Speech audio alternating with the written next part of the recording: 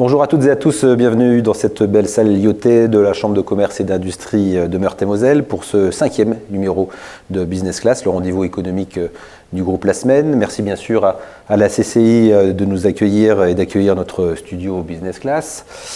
Partenaire aussi également que je salue, la Caisse d'épargne Grand Est Europe, l'Ordre régional des experts comptables, notre partenaire également universitaire IDMC. Chaque mois, nous avons le plaisir d'interviewer devant vous donc une personnalité du monde économique sur son parcours, ses projets, ses défis. Le public présent en fin d'émission pourra également poser ses questions.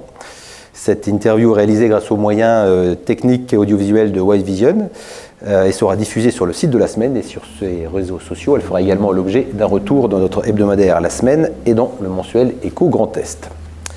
Pour ce 5e numéro, nous avons le plaisir aujourd'hui d'accueillir Philippe Buron-Pilâtre. Merci Philippe d'avoir accepté d'être avec nous. Là, vous êtes bien installé dans votre fauteuil. Oui, tout va bien. Impeccable. Philippe Buron, on ne vous présente plus, mais tout de même quelques mots. Vous êtes le fondateur du Mondial Air Ballon, le Grand Est Mondial Air Ballon, le plus grand rassemblement au monde de montgolfière qui, depuis les années 90, se tient une année sur deux au cœur de l'été sur l'ancienne base aérienne de l'OTAN à Chamblay, en Meurthe-et-Moselle. Une manifestation si emblématique de la Lorraine qui, au fil des décennies, a fait rêver des milliers, des millions de téléspectateurs, j'allais dire de visiteurs, et quelques millions aussi certainement de téléspectateurs grâce aux diffusions des envols. Une manifestation dont on ignore si elle aura lieu en 2025, car vous avez confirmé récemment que vous alliez devoir vous arrêter. Donc on va évidemment parler de l'avenir du mondial, Philippe, mais avant, et puisque vous-même aviez communiqué sur les raisons de cet arrêt, c'est-à-dire des raisons de santé notamment, première question, comment allez-vous Philippe ? Au plan santé, ça va. De toute façon, ça fait partie des maladies auto-immunes dont on ne sait pas d'où elles viennent et on ne sait pas comment les soigner. On sait simplement limiter les effets. Donc je vais bien, à condition de ne pas faire un 100 mètres trop rapide, à condition de garer mon véhicule pas trop loin de l'endroit où je viens. Et aujourd'hui, j'ai pu me garer juste devant la Chambre de commerce. Comme quoi, voilà, c'est possible de se stationner devant la Chambre de commerce et d'industrie à Nancy. Absolument. Voilà, en pleine, à l'heure, à 17h, au moment où nous enregistrons cette émission. Donc on est très heureux en tout cas de vous voir en forme. En tout cas, vraiment, vous l'avez confirmé, vous le redites, c'était plus possible pour vous de continuer à porter à bout de bras, avec l'aide évidemment des centaines de bénévoles, avec l'aide d'Aline, votre épouse, mais c'était quand même une charge trop importante pour vous. Effectivement, ça faisait 4 ans que je prévenais tout le monde, l'âge du capitaine. Je vais fêter mes 69 ans dimanche. Donc c'est un scoop parce que c'est rare que je donne mon âge. D'accord. Je le dis jamais à mes étudiants et à mes étudiantes, mais là, bon, bah voilà. Par anticipation, bon anniversaire. Merci. Et je pense qu'il y a un âge où il faut savoir se retirer et donner la place à beaucoup plus jeunes. Le seul problème, c'est que je n'ai pas trouvé. On va y venir, on parlera éventuellement, enfin pas éventuellement, mais d'éventuels repreneurs, parce que je crois que vous l'avez déjà glissé à certains médias, et notamment c'était à lire dans nos colonnes, voilà, il y a quelques repreneurs éventuellement qui seraient sur les rangs, on va y venir. Peut-être rappeler un peu, parce que comme on est dans une émission économique, un peu le poids économique que représentait au fil des ans le Grand Est Mondial Air Ballon. Cet événement, effectivement, a été créé en 1989 et a véritablement pris sa dimension internationale dans les années 2000. Aujourd'hui, un mondial air ballon, c'est 30 millions d'euros de retombées économiques, directes, indirectes et induites. C'est pas neutre. Ça fait venir des gens de la planète entière. Ça fait vivre tout un secteur autour de Chamblay, mais jusqu'à Metz et Nancy.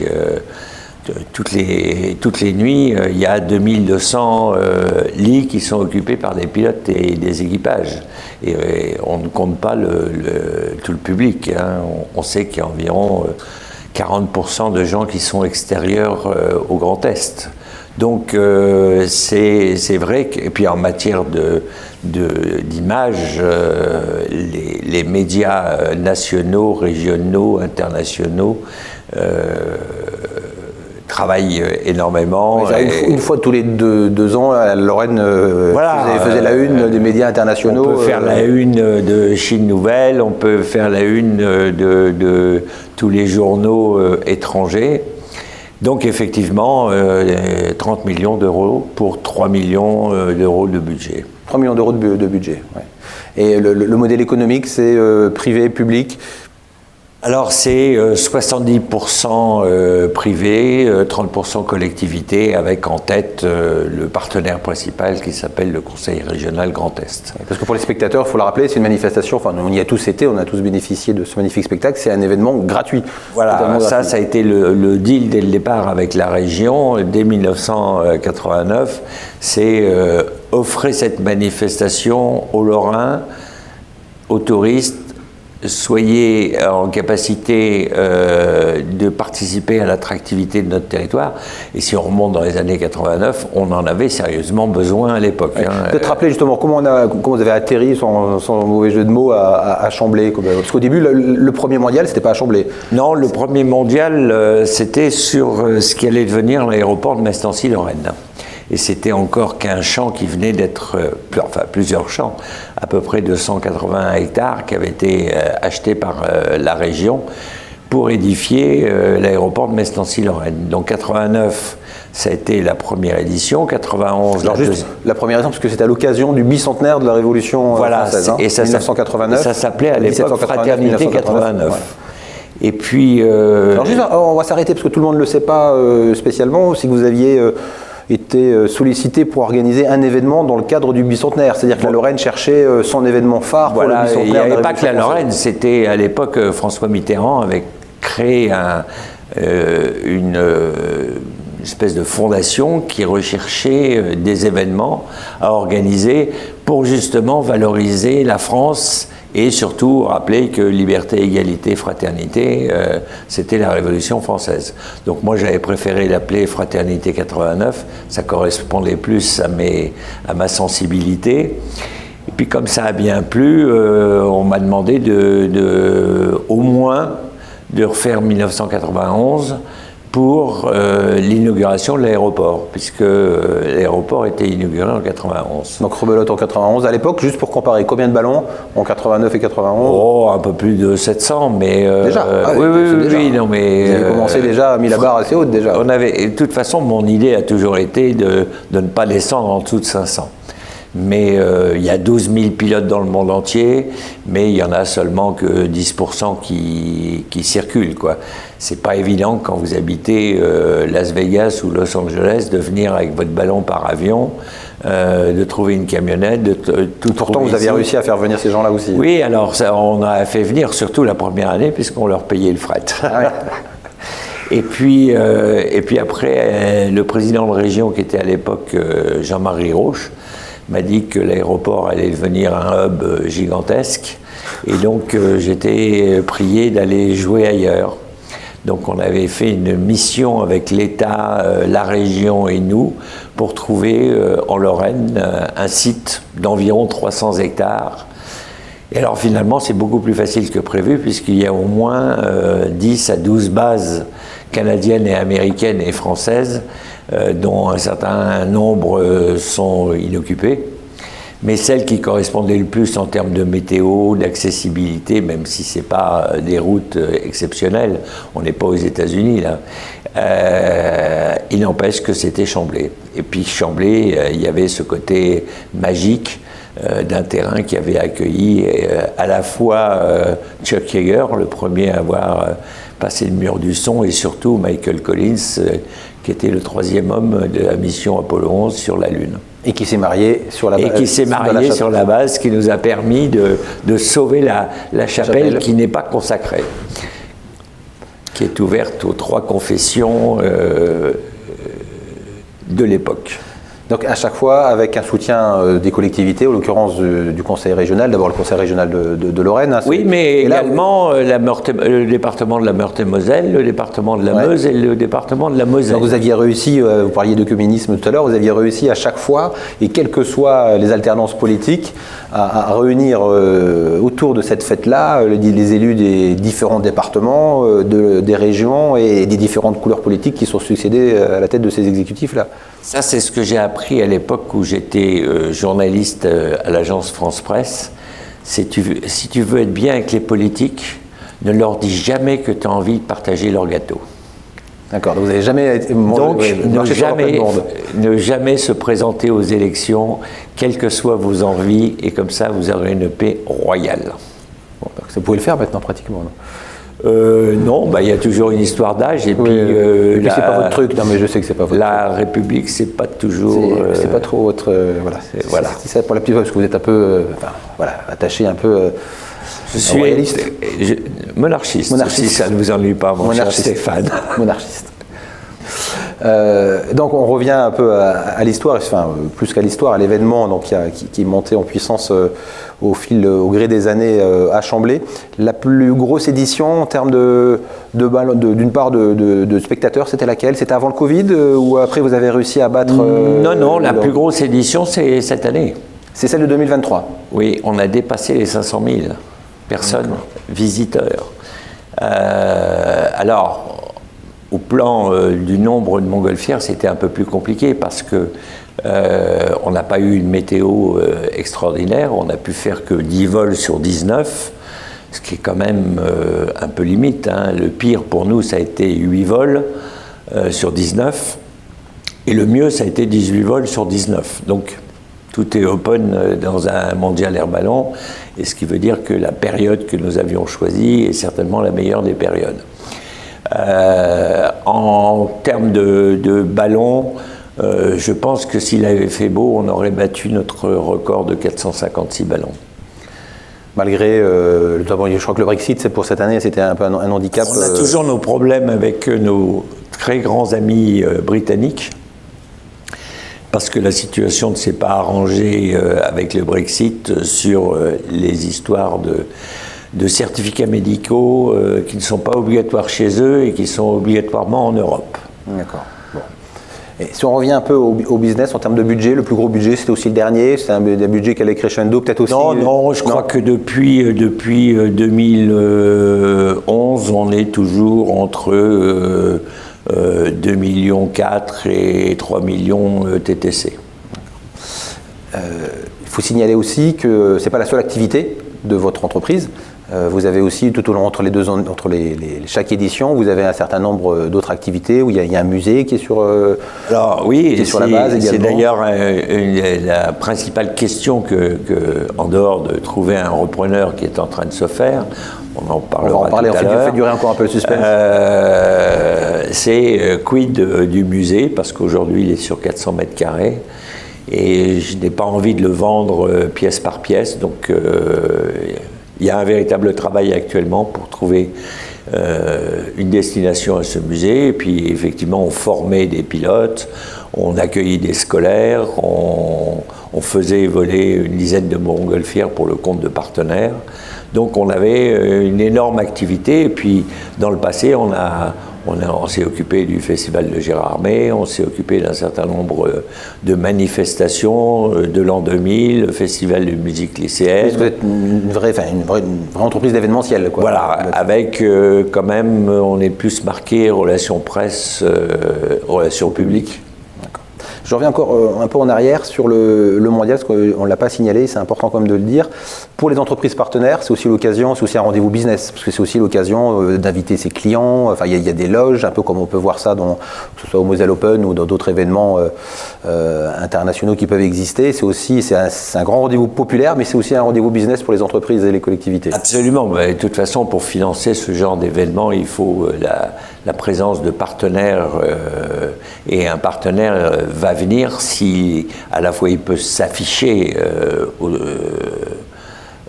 sur le site, s'afficher dans la communication, mais s'il peut aussi recevoir ses clients, son personnel, ses prospects.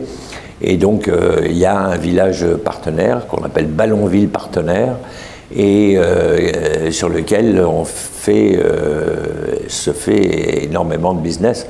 Notre portefeuille client, c'est à peu près 200 entreprises, mais plutôt des PME. Et il doit y avoir 2 entreprises internationales et 5 entreprises luxembourgeoises. Le reste, ce sont des PME lorraines. Voilà. Voilà. Et certaines ont des ballons d'ailleurs, certaines ont des ballons à leur image, leur couleur. Alors effectivement, d'année en année, ça a donné des idées. Et il est évident que personne ne s'arrête au bord d'une route pour photographier un 4x3, mais vous vous arrêtez pour photographier une montgolfière.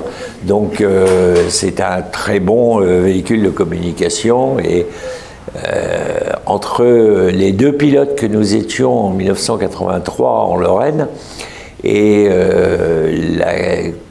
pratiquement 100 pilotes aujourd'hui. Il y a 100 pilotes lorrains actuellement, enfin 100 oui, on n'est pas loin des 100 pilotes. Nous, déjà, dans notre centre de formation, on a formé, depuis 1985, on a formé 90. Donc, ça s'est bien développé. Ça a suscité des vocations. Donc on vient à votre décision, et vous l'avez expliqué au début de l'entretien, de ne pas pouvoir, de vouloir arrêter, de ne pas pouvoir continuer. Effectivement, lors du dernier mondial cet été, vous l'aviez annoncé, que vous alliez passer la main. Personne, pourtant certains médias dans nous en ont fait la une. Et puis tout d'un coup, le coup près est arrivé peut-être pour les observateurs, dont nous sommes aussi plus tôt que prévu, pour les raisons que vous avez expliquées. Et là, donc, on en est où? Il y a, pour l'instant, vous avez décidé d'arrêter, de stopper vraiment l'entreprise au 31 décembre, là, dans quelques jours. C'est bien ça que vous aviez annoncé? Oui, alors j'ai été fort surpris de la réaction sur les réseaux sociaux et de la réaction des médias. Oui, parce que vous aviez glissé ça au détour d'un post sur Facebook, mais bon, vous maîtrisez trop la communication, cher Philippe, pour ignorer un dimanche soir à 19h, ouais. Je dois avouer. Mais c'est mon épouse qui m'a dit, on ne va pas continuer à louer des locaux pour stocker du matériel. Donc à un moment ou à un autre, il va falloir se poser la question, quand est-ce qu'on arrête?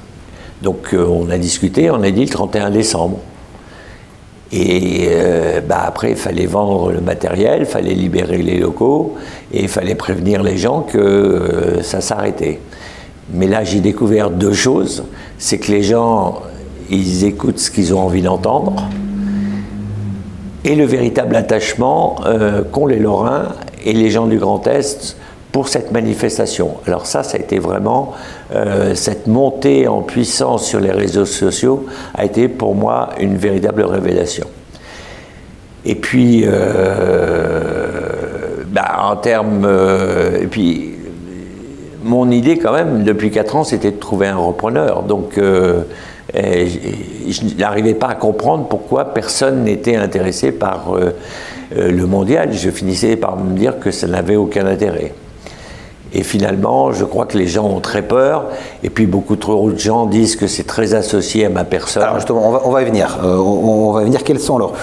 Déjà, parce qu'on a assez fait durer le suspense, je ne crois pas que vous allez nous annoncer un repreneur, malheureusement, aujourd'hui. Mais par contre, il y a bien des discussions qui sont en cours.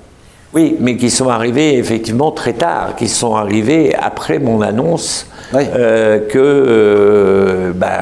fermait les locaux le 31 décembre. Parce que c'est vrai que les gens, ils nous connaissent beaucoup à travers le mondial, mais peu de gens savent qu'on accueille 1000 scolaires par an, qu'on gère des ballons, qu'on gère un musée, qu'on gère un atelier de maintenance, etc. etc. Ça, avec les procédures, avec l'administration française, vous ne pouvez pas arrêter du jour au lendemain. Ça se prépare, ça se négocie, sont les qualifications ou les labels que vous obtenez, et il faut un certain temps pour les arrêter. Donc, ce qui a été très surprenant, c'est que, en fait, moi, je me suis retrouvé un peu responsable, comme C'est-à-dire que les Lorrains, les amoureux du mondial air ballon n'ont pas compris que je m'arrête. Et puis après, il y a eu cette deuxième période où on a attaqué les collectivités en disant « mais qu'est-ce que vous faites ?» Pourquoi vous ne reprenez pas? Pourquoi vous reprenez pas ouais. Et c'est mal connaître le droit français. Une collectivité, je ne vois pas comment elle peut organiser un événement. Sa vocation, c'est de soutenir des événements si ça correspond à son identité, à sa volonté, mais ce n'est pas d'organiser l'événement. Donc c'est vrai qu'en termes de communication de crise, on est passé par tous l'éventail et... Pourtant vous maîtrisez, parce que vous êtes enseignant, je crois, encore en communication de crise. Oui, mais c'est plus facile d'enseigner la crise à des étudiants ou à des clients que de la vivre soi-même en se disant, si je dis ça, qu'est-ce que ça va me coûter ? Alors, donc il y a bien des négociations quand même, il y a bien vous avez reçu quelques offres ou au moins un dialogue qui est engagé. Depuis un mois, on a reçu 4 propositions, enfin, on a été en contact avec 4 éventuels repreneurs et à ce jour, nous n'avons qu'une seule proposition écrite. J'attends la deuxième et c'est sur ces 2 propositions, à mon avis, il n'y en aura pas d'autres écrites, que nos avocats respectifs décideront de ce qui est la meilleure piste. Moi, je sais déjà intuitivement que je préfère travailler avec des gens qui comprennent l'événementiel et des gens qui vont me demander pendant 1, 2 ou 3 ans de les aider, de participer, mais qui ont déjà sans doute une idée bien précise de ce qu'ils veulent en faire. Alors justement, selon vous, quel est le portrait robot idéal du repreneur? Quelles sont les qualités, à votre avis, qui doivent vous satisfaire vous, mais surtout qui pourront pérenniser un tel événement dans l'avenir? Moi, je pense qu'il faut être un peu passionné par l'aéronautique. Faut être très passionné par le côté international, parce que quand même 70%, voire 80% de nos pilotes, ils sont anglophones. Et puis, il ne faut pas avoir peur de son ombre, parce qu'effectivement, l'événementiel, il vaut mieux être rompu à l'événementiel. L'événementiel, c'est 30% de prévu, 70% d'imprévu.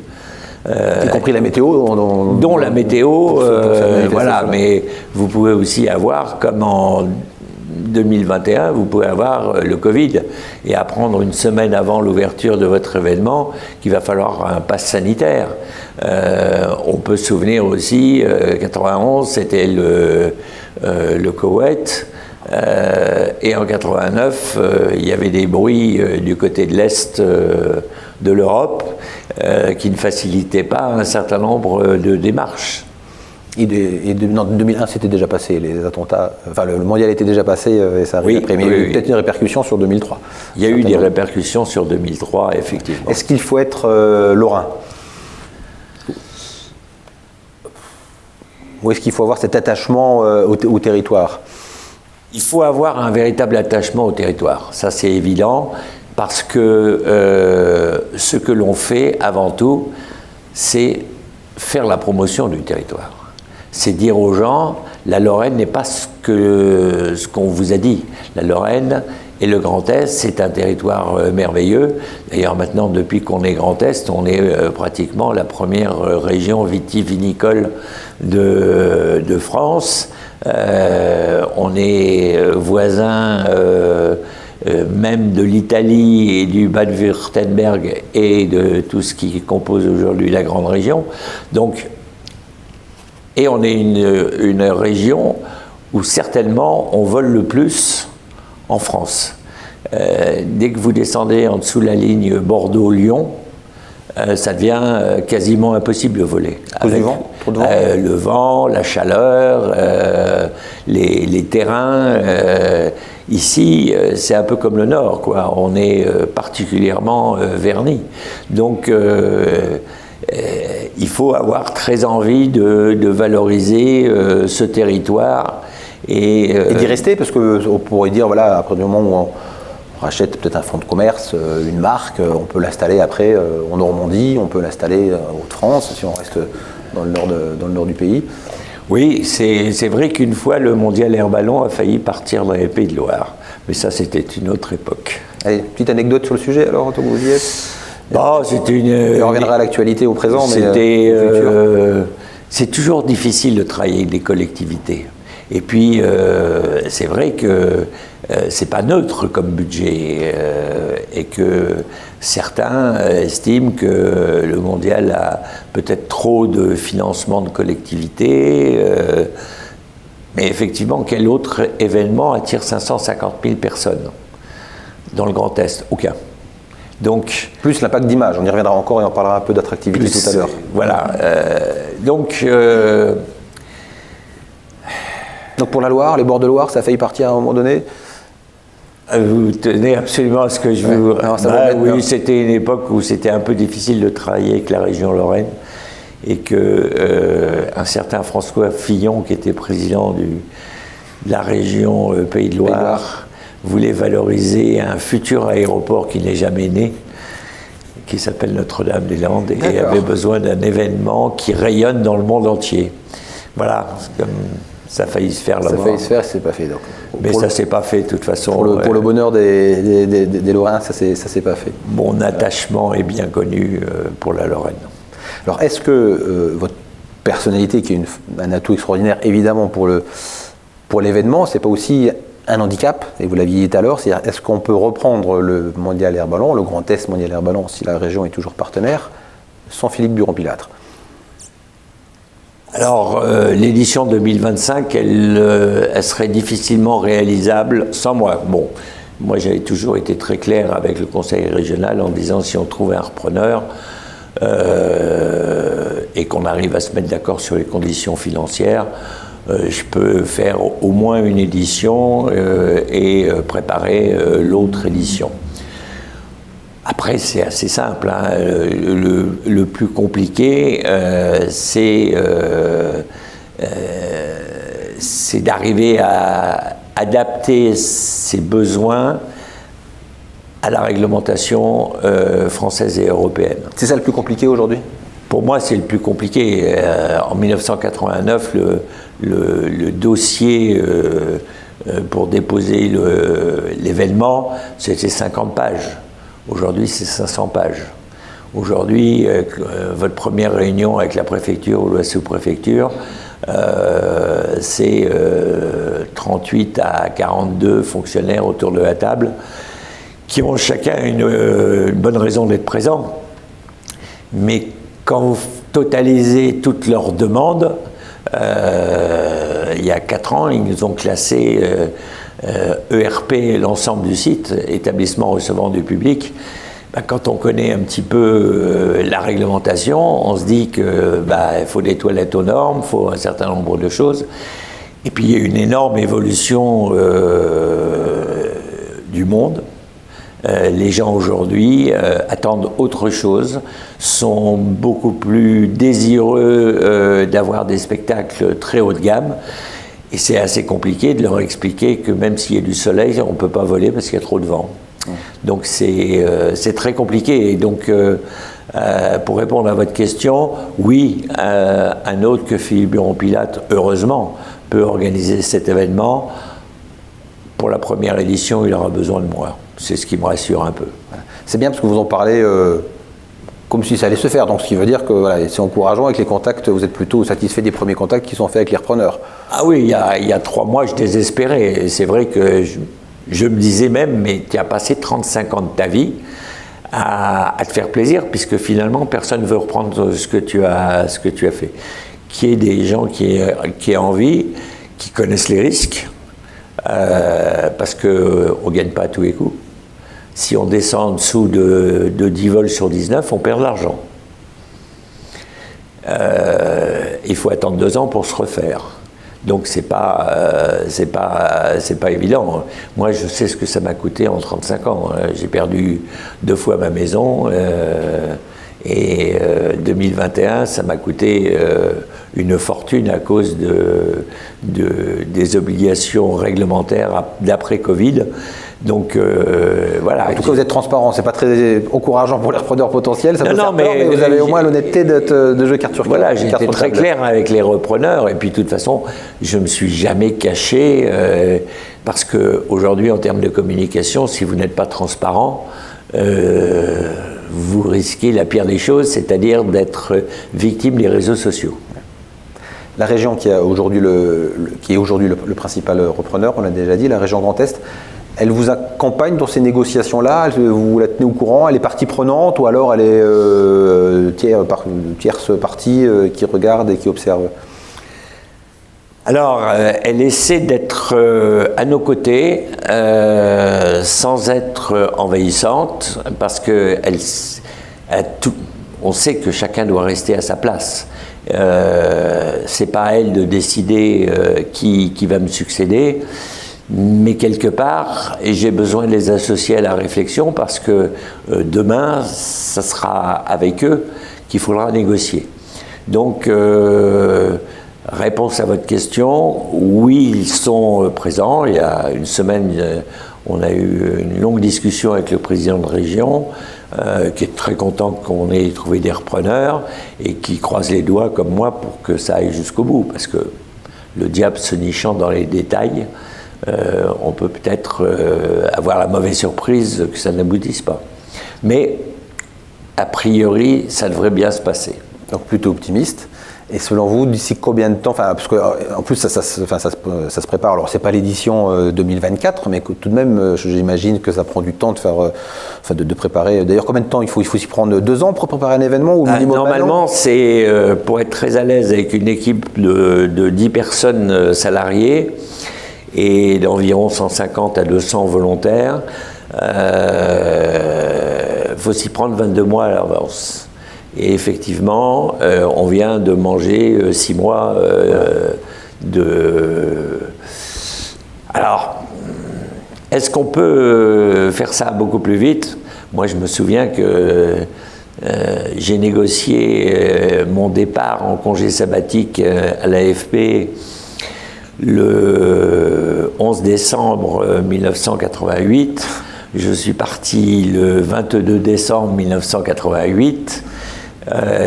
Et on a installé notre premier téléx et notre premier fax et les ordinateurs le 5 janvier 1989, mais on a vécu sur place 24 heures sur 24, 7 jours sur 7 pour arriver à tenir les délais pour le mois de juillet 1989.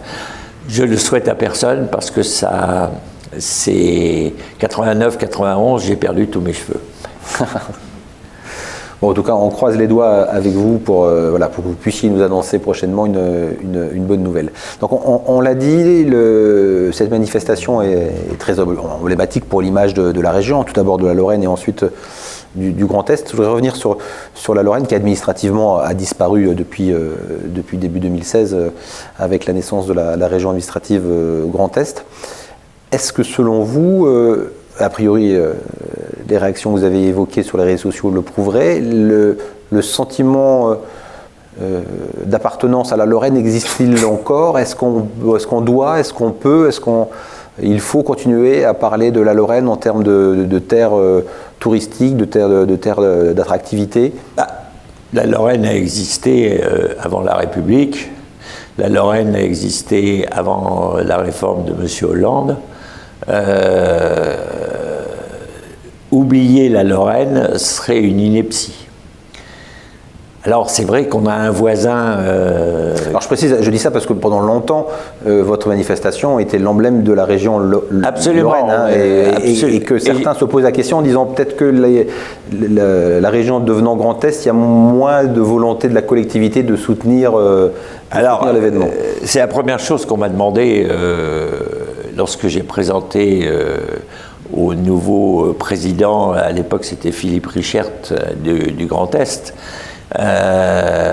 Il m'a dit, mais il va falloir que tu appelles ça Grand Est. Parce que ça s'appelait Lorraine moderne, non? Donc,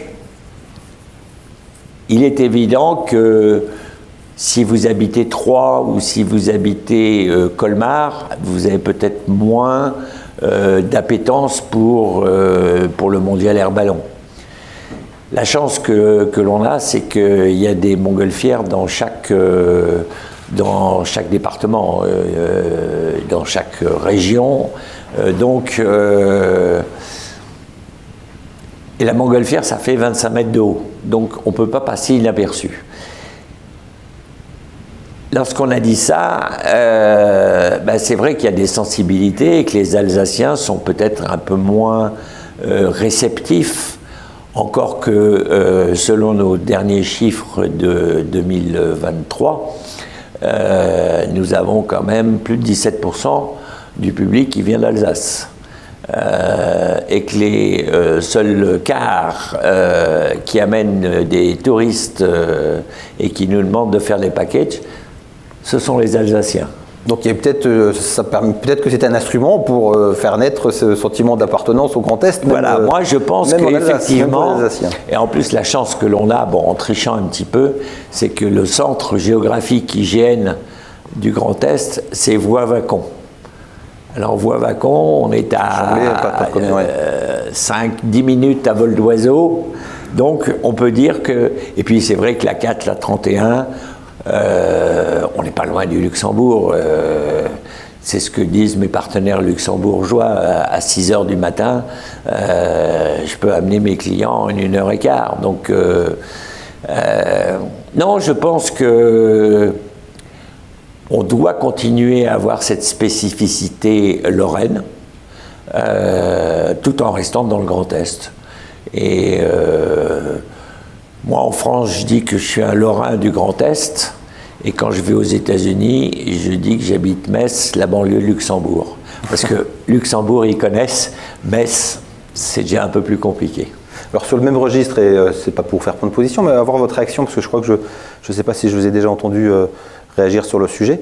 Il y a une autre manifestation qui a disparu, alors sans commune mesure par rapport à la vôtre, mais qui était la Lorraine est formidable, qui est née sur Nancy, qui a été à Lunéville, portée par Jérôme Prudhomme. Et j'en parle parce qu'il y avait le mot justement Lorraine dedans. Elle a disparu aussi un peu faute de financeurs. Je voulais savoir quel était votre regard là-dessus. Encore une fois, ça tirait beaucoup de monde. Alors c'était pas des centaines de milliers comme le mondial, mais tout de même, ça portait un peu l'identité lorraine. Et puis finalement, on voit que c'est... les Champenois continuent à s'arc-bouter sur leur nom, les Ardennais pareil, et les Alsaciens encore pire. Quels sont les seuls qui laissent filer? Sont les Lorrains. Et ça, malheureusement, alors on a beau...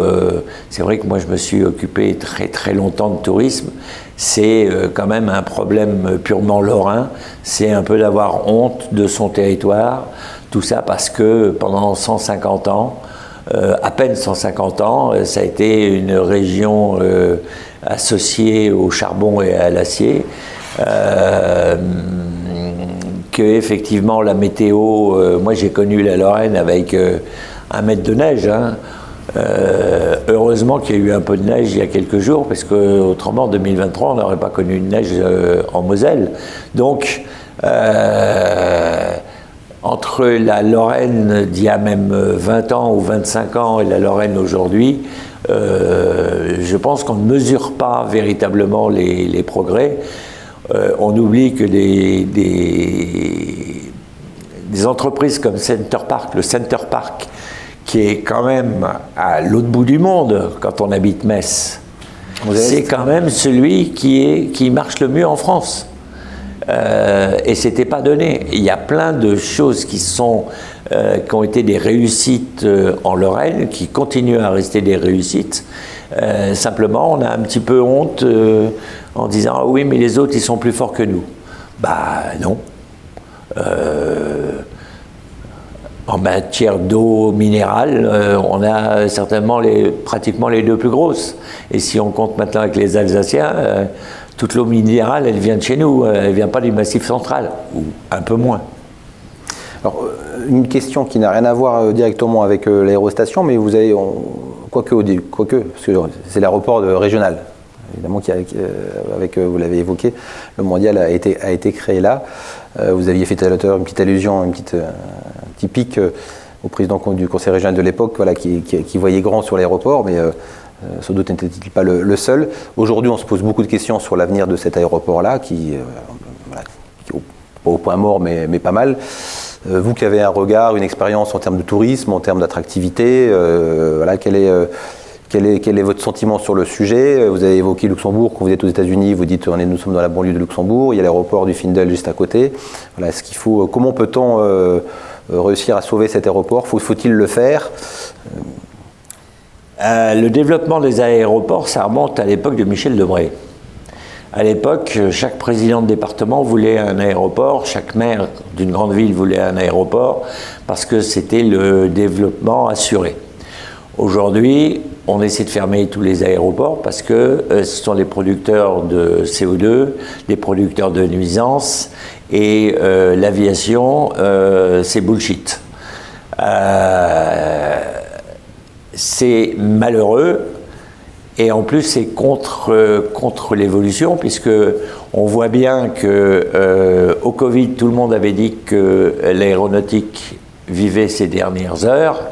Et quand on regarde la prospection pour 2024-2025, on va être au-delà des 4 milliards de passagers.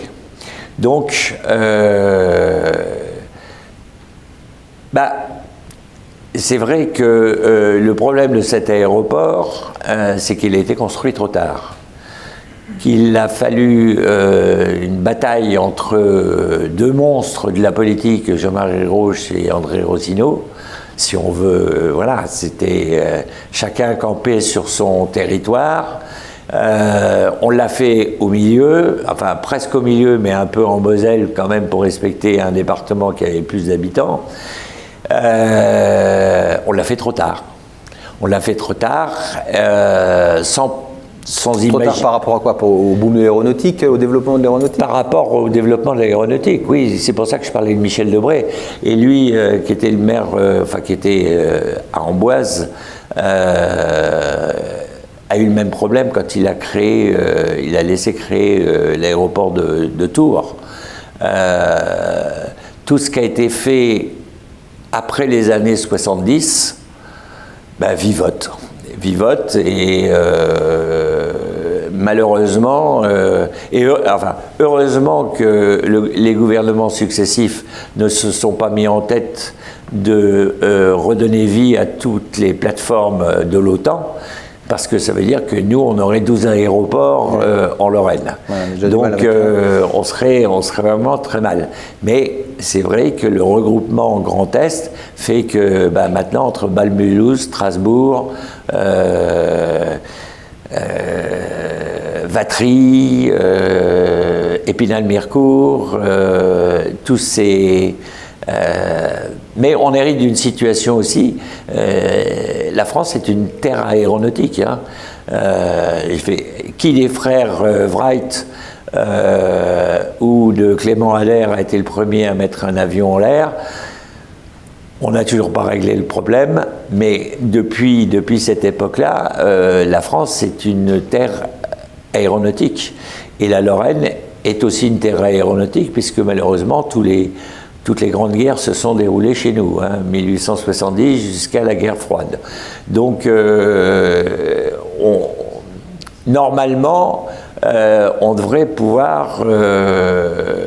on aurait dû pouvoir tirer notre épingle du jeu. Mais de toute façon, même si aujourd'hui on est capable de faire voler des avions à l'hydrogène ou à l'électricité, il n'empêche que la mutation, elle mettra 50 ans. Donc, la France est un petit territoire de 800 km. Aujourd'hui, c'est vrai que les aéroports régionaux ont du souci à se faire. Mais ça coûte à peu près 1 million à la région de subventions d'équilibre. Et si on fermait cet aéroport, ça coûterait 1 million ou 1,5 million à la région de le maintenir. Parce qu'on ne peut pas détruire un aéroport comme ça, ça ne peut pas devenir un délaissé industriel, faut maintenir en état. Donc on est condamné à peut-être à travailler avec les Luxembourgeois, on est peut-être condamné à envisager autre chose. On arrive déjà pratiquement à la fin de l'émission, on va reboucler avec le mondial. Ouvrir peut-être une petite page de nostalgie ou pas. Allez, vos deux plus beaux souvenirs du mondial depuis 1989. Alors, l'un des plus beaux souvenirs, c'est 89, effectivement, quand on a pu faire cette photo avec les Américains, les Japonais, les Soviétiques. Hein. Et puis, je ne sais plus quelle nation il y avait encore qu'on avait ajouté. Et surtout, les services secrets militaires qui m'ont rendu visite 48 heures avant en me disant on vous interdit de faire voler tout le bloc de l'Est au-dessus de Metz-Frascati. Et là, j'ai commencé à me faire connaître dans le milieu de l'administration, parce que j'ai répondu très sérieusement. Vous savez, les montgolfières, ça va à la vitesse du vent, dans la direction du vent, on ne sait jamais d'où ça décolle et encore moins où ça va se poser. Ça n'avait pas du tout plu au général qui m'avait interviewé, et ça ne les a pas empêchés de faire un petit passage, mais c'était une autre époque. Ils ont survolé un petit peu quoi? Vous avez réussi à survoler un petit peu? Oui. Il y en a qui sont allés décoller du côté de Marly. Bon. Un deuxième. Et la deuxième, effectivement, c'est 1999, c'est l'éclipse. Ouais. Parce que partout, personne n'a vu l'éclipse parce qu'il pleuvait. On l'a vu qu'à Chamblay, et j'avais dit au photographe de l'AFP, viens plutôt à Chamblay, tu feras une belle photo, et c'est sa photo qui a fait le monde entier depuis Chamblay. Ça, c'est vraiment... et de pouvoir faire gonfler à midi des ballons en pleine nuit de la pleine journée, ça, c'est un souvenir. Effectivement, je pense que dans ma vie, je n'aurai pas l'occasion, enfin, dans ce qui me reste à parcourir, l'occasion de refaire ce genre de situation. Alors, peut-être pas cette situation-là, mais on espère d'autres déjà dès 2025. Alors, vous avez eu, pas 1000 vies, mais plusieurs vies. Vous avez vécu des choses incroyables, vous avez négocié, soit avec des élus locaux, des élus nationaux, des personnalités internationales, etc. À quand vos mémoires, Philippe? On a tous envie de les lire, ces mémoires. Est-ce que vous avez déjà commencé à écrire une ligne? Alors très longtemps, alors c'est vrai que je dis toujours que je ne fais pas de politique, mais je suis quand même très associé au monde politique. Et mon rêve, c'était de faire un livre sur les aventures en tout genre de nos hommes et de nos femmes politiques lorraines depuis 40 ans. Dans leur mamaillage, dans leurs aventures extra-conjugales. Ah oui, carrément. Et puis on m'a fait comprendre que même si j'étais quand même un peu avancé dans l'âge, je risquais de terminer avec une semelle en béton dans la Moselle.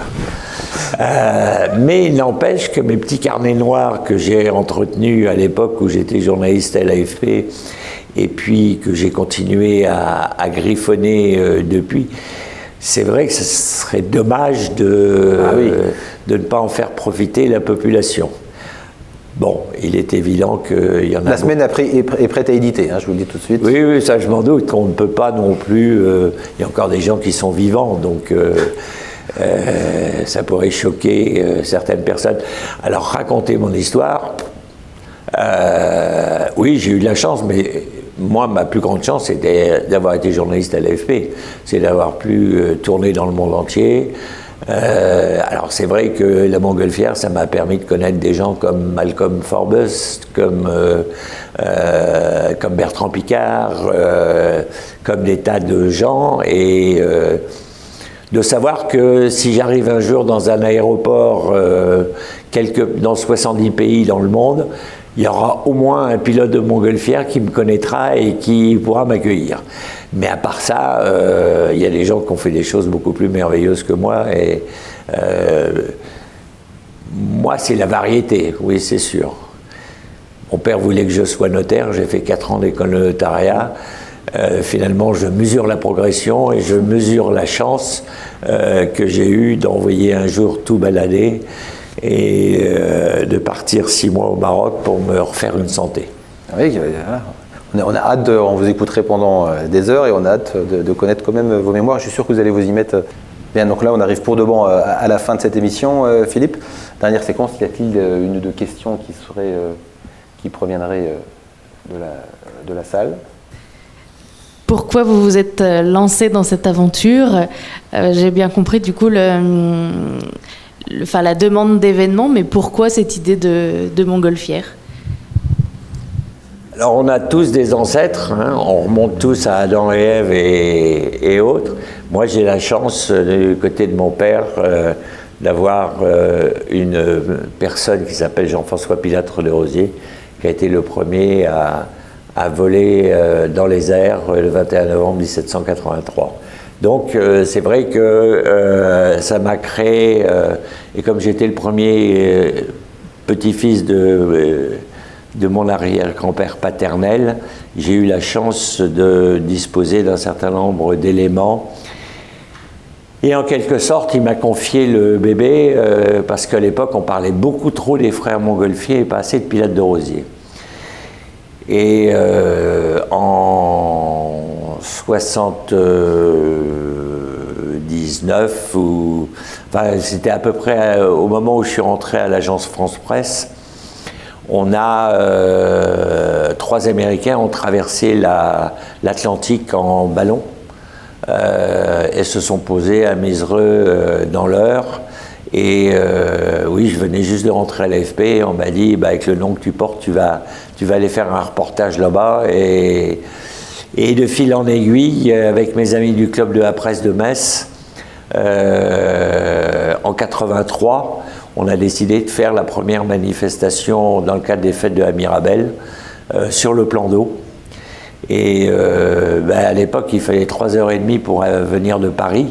Donc je prenais le dernier train des permissionnaires, celui de 23h et quelques, qui arrivait à je ne sais plus quelle heure du matin à Metz.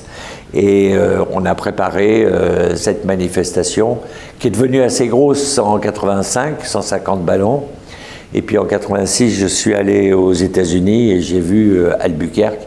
Et je me suis dit que c'était quand même un scandale, que finalement c'était Clément Ader qui a été le premier à faire voler un avion et pas les frères Wright. Donc c'était à la Lorraine de relever le pari.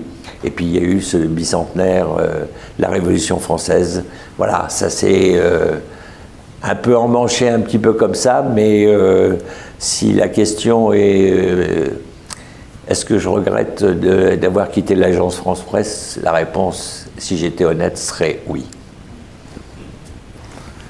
D'autres questions éventuellement?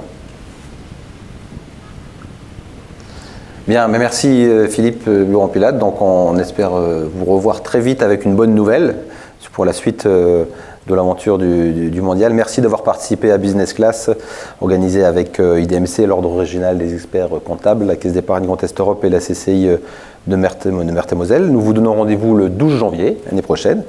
Ce sera cette fois un vendredi. Nous accueillerons la présidente de l'Université de Lorraine, Madame Hélène Boulanger. D'ici là, avec tous les partenaires de Business Class, je vous souhaite d'excellentes fêtes de fin d'année. À bientôt.